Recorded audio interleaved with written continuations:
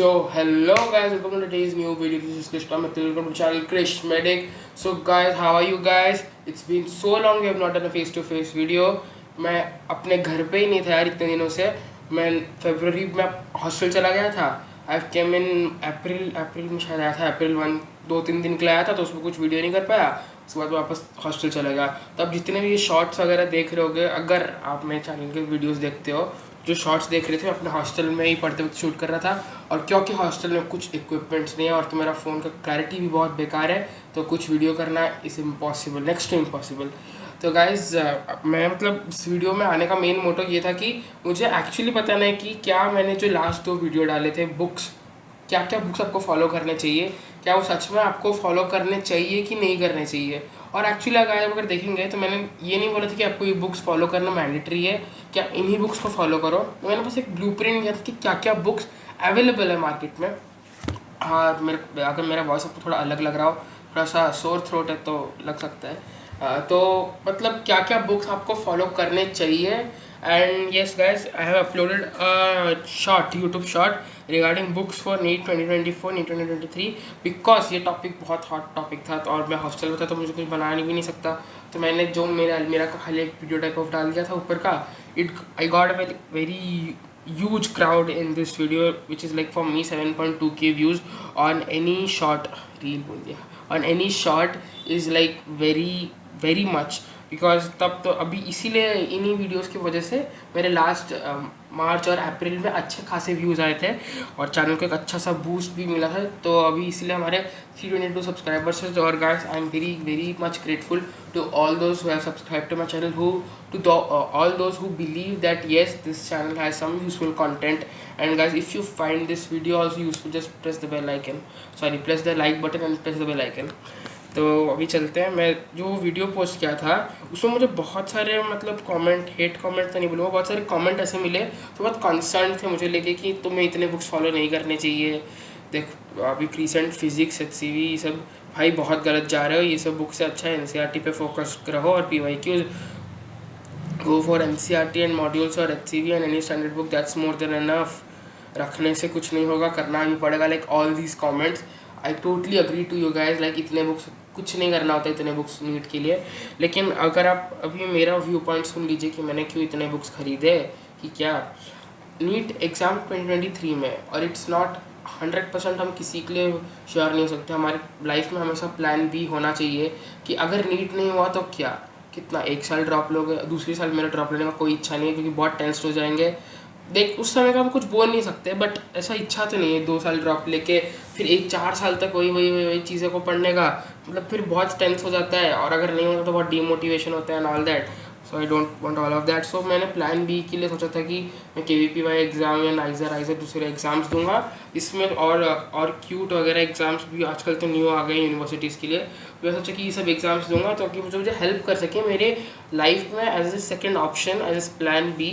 और मैं रखना चाहता था. और इन सब के लिए मुझे नीट के सिलेबस थोड़ा ज़्यादा ऑफकोर्स पढ़ना पड़ेगा क्योंकि नीट में पूरा NCERT बेस्ड है. ब्लाइंडली आप NCERT को फॉलो कर सकते हैं in biology and in organic chemistry थोड़ा बहुत. हाँ, लेकिन अगर आपको फिज़िक्स वगैरह के लिए तो NCERT बिल्कुल नहीं है नीट में, क्योंकि फिज़िक्स का एडिशनल एक्सरसाइजेस तो भाई बहुत मुश्किल है, हम सॉल्व नहीं कर सकते नीट वाली क्योंकि हमें इतनी मैथ्स नहीं आती है. तो अब मैं आपको बताना था कि क्या आपको एक्चुअल में इतने बुक्स फॉलो करने चाहिए. मेरा आंसर है नहीं, आपको इतने बुक्स बिल्कुल नहीं फॉलो करने चाहिए. मैं अभी आपको कुछ बुक्स के नाम बताऊंगा, आपको सिर्फ उतने बुक्स फॉलो करना अगर आप प्योरली नीट के लिए पढ़ना चाहते हैं. और अगर आपको खुद को पता चल जाएगा कि 1 साल पढ़ के कि आपका नीट होने वाला है कि नहीं होने वाला है. एक तो ये तो आ ही जाता है, क्या बोलो, तो इंस्टिंक्ट आ जाता है कि मेरा नीट होगा कि नहीं होगा. 1 साल पढ़ के, अगर आपने 1 साल पढ़ाई की है, ये नहीं कि आपने 1 साल कुछ पढ़ा ही नहीं है तो और आपको फिर भी पता चल कि यार मेरा हो ही नहीं रहा, आपने पढ़ा ही नहीं है बिल्कुल और आपको ऐसे इंस्टिंक्ट लग रहा है कि मेरा नहीं होगा, छोड़ो. ऐसा नहीं है, आपको पढ़ना पड़ेगा तो आपको पता चल जाएगा. 11th मैं खुद बोलता हूँ, मैंने 11th में पढ़ा है, बहुत नहीं पढ़ा है कि बिल्कुल भी नहीं पढ़ा है, ऐसा दोनों सिचुएशन नहीं है. या पूरा ऊपर या पूरा नीचे, ऐसा नहीं है. 50-50 में हूँ, बीच में थोड़ा बहुत पढ़ा है. कुछ टॉपिक्स जो रह गए वो तो अब बस रह ही गए क्योंकि अभी मैं चाहता हूँ कि 12th पे फोकस करूँ और 12th का सिलेबस जल्द से जल्द ख़त्म करके फिर रिवीजन करते रहे, क्योंकि इस साल तो नीट जुलाई को होगा। इस साल नीट जो जुलाई को होने वाला है, बहुत लोगों ने पोस्टपोन बोला है, लेकिन मुझे नहीं लगता पोस्टपोन होगा, लेकिन हो भी गया तो हमारे लिए अच्छा ही है। फिर हमारे भी नेक्स्ट ईयर जुलाई तक ही होगा मुझे लगता है नीट, तो अभी भी बहुत टाइम है, एक साल 1-1.5 महीना और है, तो इतनी कोई चिंता नहीं है। नीट के लिए हमें पढ़ना पड़ेगा ऑफकोर्स, लेकिन मुझे लगता है कि I can do it NEET. But दूसरे एग्ज़ाम्स का क्या, अभी जैसे मैं अभी आज का डेट जो मैं शूट कर रहा हूँ 5 में है, और 22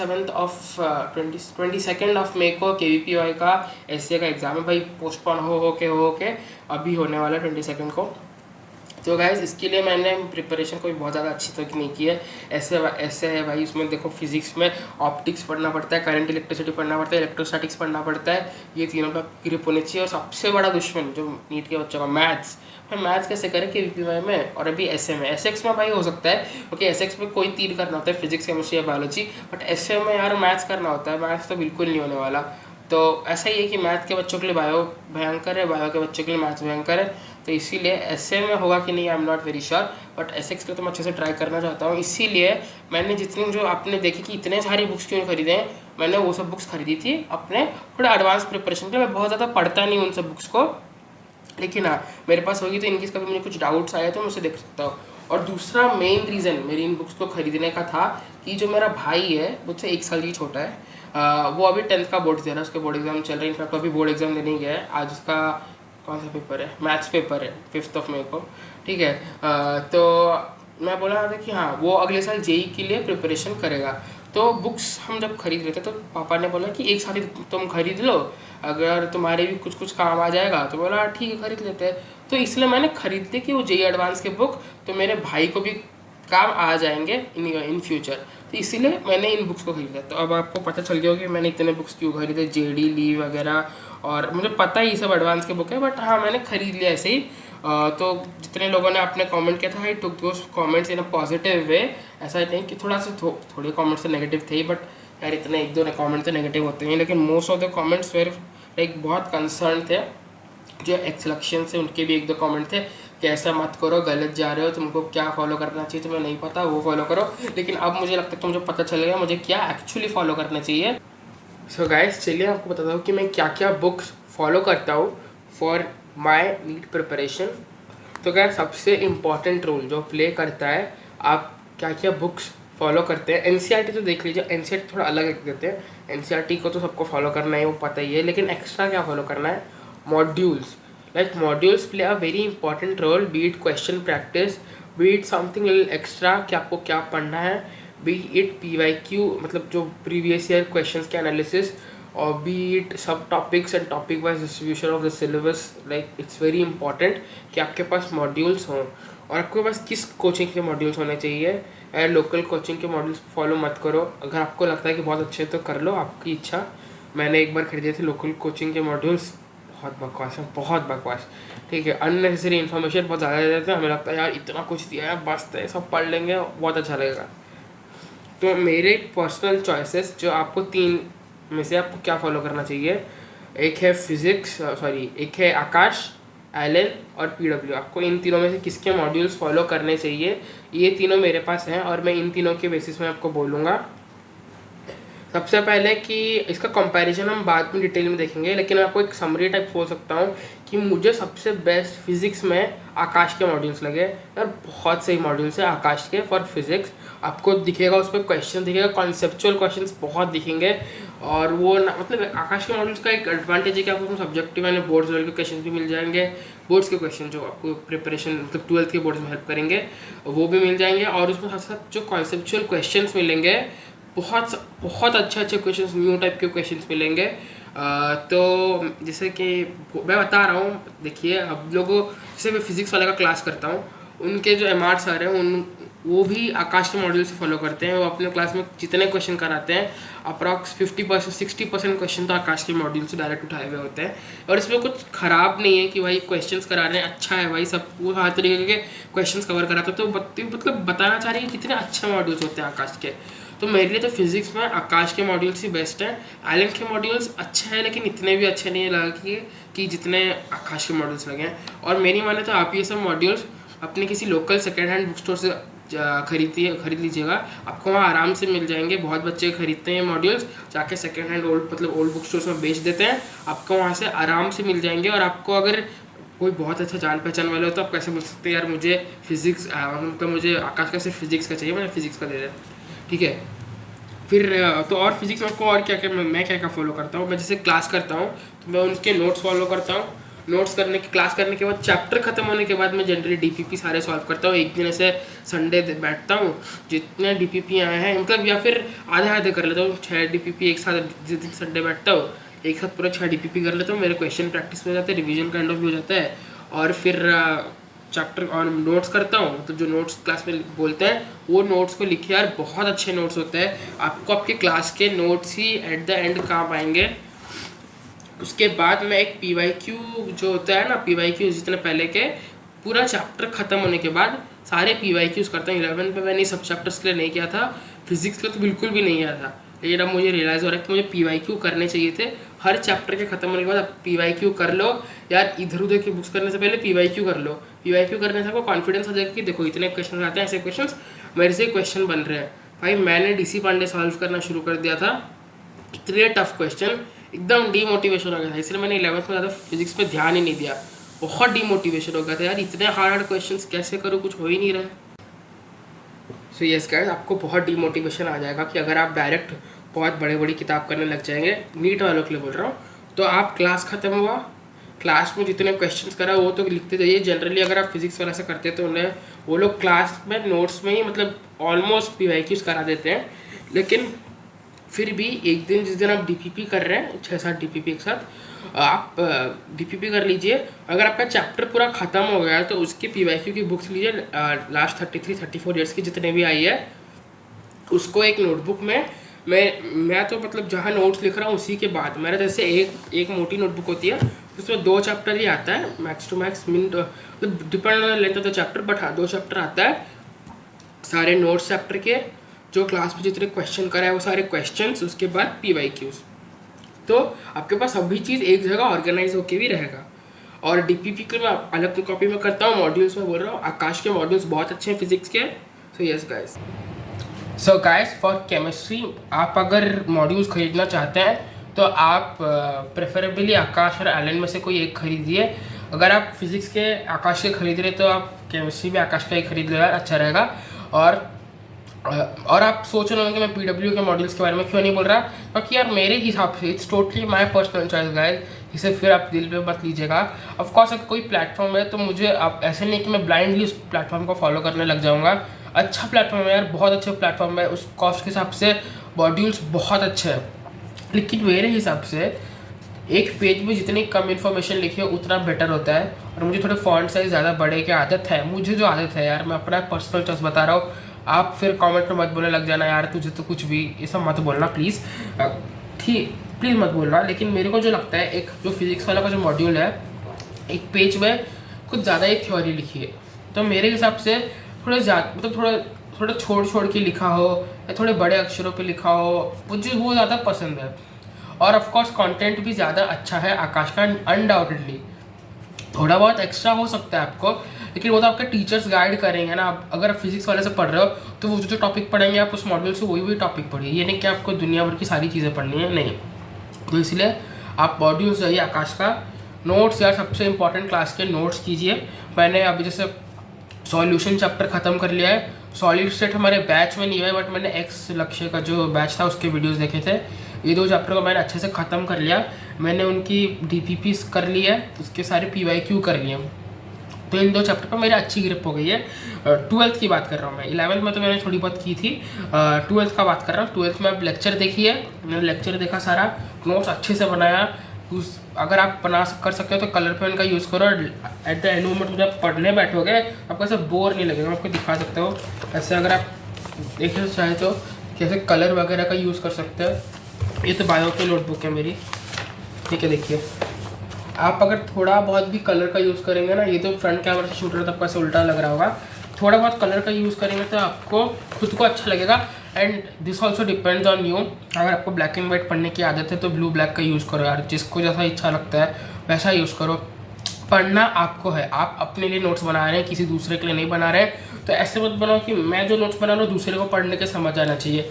आप ऐसे नोट्स बनाओ कि आपको समझ आना चाहिए। अपने खुद के निमोनिक्स यूज़ करो, plus anti present, minus anti absent. भाई मेरे तो आदत हो गई थी लिख लिख के, तो मैंने जो अपना 12th-11th का जो एग्ज़ाम दिया पेपर में, मैंने 1-2 जगह प्रेजेंट को प्लस एंटी लिख दिया, फिर काट के एंड को मैं फटाफट लिखने की जगह वो सिंबल यूज़ कर देना, पूरा फुल एंड नहीं लिखना। छोटी मोटी चीज़ें जो आप नोट्स बनाते खुद की कर सकते हो, जो आपको समझ में आनी चाहिए। ठीक है, ये हो गया।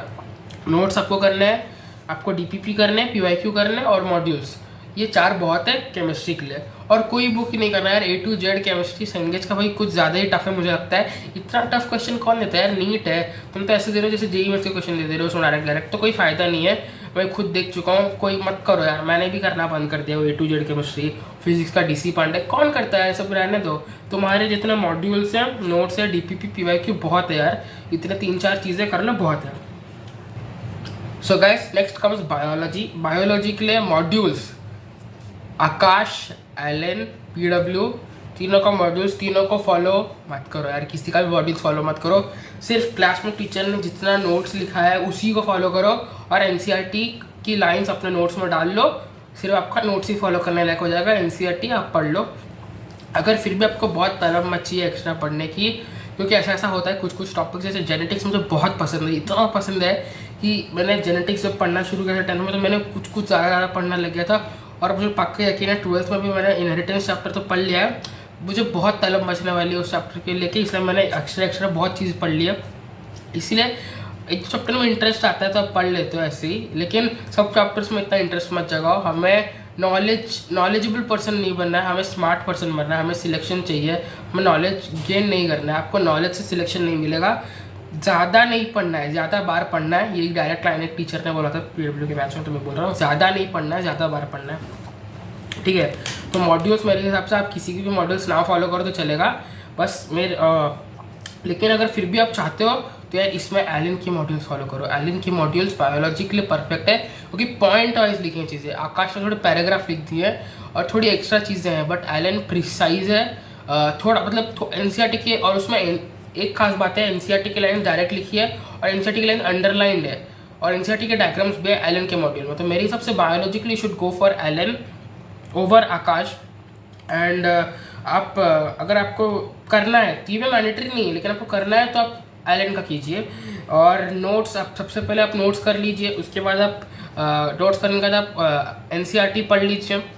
चैप्टर खत्म होने के बाद ही NCERT पढ़ना, पहले NCERT पढ़ोगे तो आपको कुछ समझ नहीं आएगा। या फिर आप एक से कर लो, एक टॉपिक पढ़ लो, उस टॉपिक का NCERT पढ़ो यार। कभी कभी क्या होता है NCERT में ऑर्डर अलग अलग होता है, तो टीचर्स खुद बोलते हैं चैप्टर खत्म होने के बाद तुम NCERT पढ़ो। बायो में पहले पूरा लेक्चर सारा अटेंड करता हूँ, NCERT पढ़ता हूँ, उसके बाद DPP करता हूँ, उसके बाद मैं PYQ कर लेता हूँ। और अगर उसके बाद मेरे को टाइम बचता है तो सबसे पहले आप मॉड्यूल से भी पहले आप सॉल्व कर फिंगर टिप्स। बहुत अच्छी बुक्स है यार, बुक्स बोल रहा हूँ, बहुत अच्छी बुक है। मॉड्यूल से पहले आप ज़रूर फिंगर टिप्स सॉल्व करो। फिंगर टिप्स में क्वेश्चन कम है, और अगर आपको फिंगर टिप्स में भी बहुत चीज़ें एक्स्ट्रा है, या फिर अगर आपको उससे और भी NCERT भेज जाना है तो आप मास्टर दे NCERT बुक जो है उसको कर लो। NCERT पूरा आपके टिप्स पे हो जाना चाहिए, मास्टर दे NCERT या NCERT फिंगर टिप्स, दोनों में से कोई भी एक कर लो। NCERT फिंगर टिप्स पे चलेगा, उसको कर लो। उसके बाद आप किसी दूसरे मॉड्यूल में जाओ। तो notes, NCERT, PYQ, finger tips, इन 4 चीज़ों को करने के बाद ही आप किसी मॉड्यूल्स में जाना। मैं पर्सनली ऐसा करता हूँ। आपको अगर कोई दूसरा मेथड यूज़ करना तो आप कर सकते हो, ये मेरी पर्सनल चॉइस है। आकाश मॉड्यूल आप फिजिक्स केमिस्ट्री के लिए फॉलो कर सकते हो, एलन का बायो के लिए। अगर आप बोलोगे कि मैं कहाँ से खरीदी और उनके ऑफिशियल वेबसाइट से मत खरीदना, बहुत महंगा पड़ेगा, 11-12 हज़ार पड़ जाएगा, कोई फ़ायदा नहीं होगा। इसलिए बोल रहा हूँ सेकेंड हैंड बुक स्टोर में जाना। आप उनसे बोलना मॉड्यूल दो, वो आपको मॉड्यूल देंगे बहुत ख़राब वाली, यूज़ वाली। बोलेंगे मेरे को नहीं चाहिए, मुझे अच्छा वाला मॉड्यूल दो। वो 3 बार बार्गेन करना, आपको अच्छी वाली मॉड्यूल्स दे देंगे निकाल के। कोई अगर अच्छे बुक स्टोर वाले हो गए तो आपको ऐसे बोलेगा कि मुझे बायो इस कोचिंग को दे दो, या फिर आपको पूरा भी सेट मिल जाए तो ले लेना यार। कितना 2-3 हज़ार रुपये पड़ेगा पर कोचिंग का। बहुत अच्छे मॉड्यूल्स होंगे, आपको मिल भी जाएंगे मॉड्यूल और लेक्चर्स और टेस्ट सीरीज। तो अगर आपने किसी बैच को ऑनलाइन या ऑफलाइन बैच ज्वाइन किया तो वो तो बेस्ट है ही, ठीक है।